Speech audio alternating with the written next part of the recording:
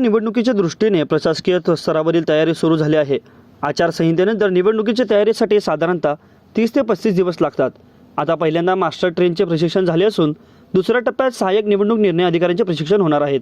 आचारसंहिता जाहीर झाल्यावर 23,000 कर्मचाऱ्यांचे प्रशिक्षण होईल। लोकसभेची मतदार यादी अंतिम झाल्यानंतर 30 जानेवारीला पहिल्यांदाच प्रांत अधिकारी तहसीलदारांनी मास्टर ट्रेनरचे ट्रेनिंग घेतले आहे। ईव्हीएमचा वापर, पोलिंग बूथ, निवडणुकीचा खर्च, आचारसंहिता, तंत्रज्ञान अशा विविध विषयांवर हे प्रशिक्षण देण्यात आले आहे। नायब तहसीलदार, मंडल अधिकारी, ITIचे निदेशक, ट्रेझरीचे अधिकारी, वित्त व लेखामधील अधिकाऱ्यांचा यामध्ये समावेश आहे।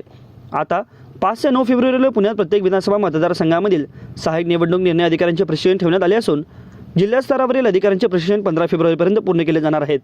उपजिल्हा निवडणूक निर्णय अधिकाऱ्यांनी प्रत्येक लोकसभा मतदारसंघातील मतदान केंद्रे अंतिम केले आहेत। आता संवेदनशील मतदान केंद्रांची यादी तयार केली जात असून सोलापूर जिल्ह्यात लोकसभेसाठी 3,599 मतदान केंद्रे आहेत। निवडणुकीसाठी 25% ईव्हीएम जादा सोलापूर जिल्ह्यात सोलापूर व माढा असे 2 लोकसभा मतदारसंघ आहेत। जिल्ह्यात यंदा 32 मतदान केंद्रे वाढली असून एकूण 3,599 मतदान केंद्राची यादी अंतिम झाली आहे।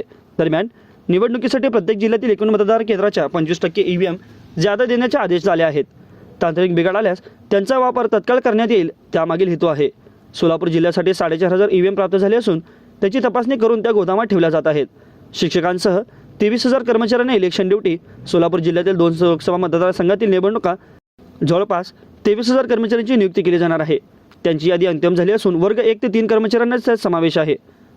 15 दिवस अगोदरच उमेदवारांची नावे, मतपत्रिका अशी ईव्हीएमशी संबंधित कामे पूर्ण केली जातील। निवडणुकीच्या अनुषंगाने युद्धपातळीवर कार्यवाही तसेच लोकसभा निवडणुकीच्या दृष्टीने तयारी सुरू झाली असून 30 जानेवारीला मास्टर ट्रेनरचे प्रशिक्षण झाले आहे। आता 5 ते 9 फेब्रुवारी दरम्यान पुण्यात सहाय्यक निवडणूक निर्णय अधिकाऱ्यांचे प्रशिक्षण होईल। मागील निवडणुकीवेळी 10 मार्च रोजी आचारसंहिता जाहीर झाली होती।